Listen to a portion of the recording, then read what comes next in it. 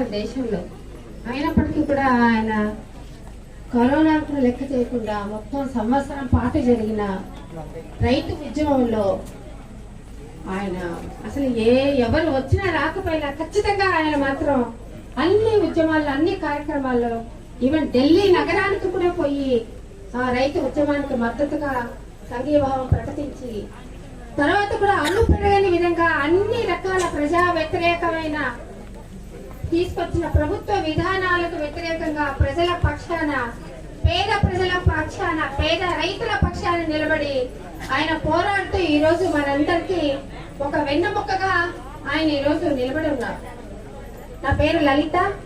నేను SUCI socialist unity centre of India communist party తరఫున ఈ పార్టీని మార్క్సిస్ట్ మహాతత్వవేత్త అయినటువంటి సుభాష్ ఘోష్ గారు ఈ పార్టీని 1948లో స్థాపించినారు.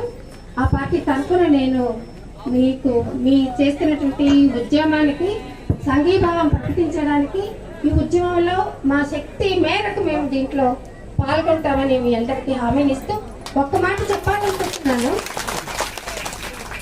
అదేమంటే చాలా మంది నాయకులు ఏమనుకుంటూ ఉంటారంటే ఇట్లాంటి ఉద్యమాలు చేయాలి అంటే వాళ్ళకు చదువు సంచలు ఉండాలి, వాళ్ళు పెద్ద పెద్ద చదువులు చదివి ఉండాలి, ఈ నిరక్షరాస్యులు చదువు రాదు, అక్షరం మొక్క రాదు, పేదవాళ్ళు, వీళ్ళకేం తెలుసు, వీళ్ళు ఏం చేయగలుగుతారు అని అనుకుంటూ ఉంటారు.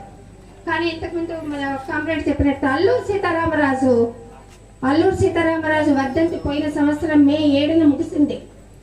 అల్లూరు సీతారామరాజు దాన్ని నమ్మలేదు. ఏజెన్సీ ప్రాంతంలోని చదువు రాని మారుమూల ప్రాంతంలోని గ్రామస్తులని నమ్ముకొని బ్రిటిష్ వాళ్ళని గడగడలాడించినాడు. కాబట్టి అలాంటి పోరాట చరిత్ర అనేది ఉన్నది.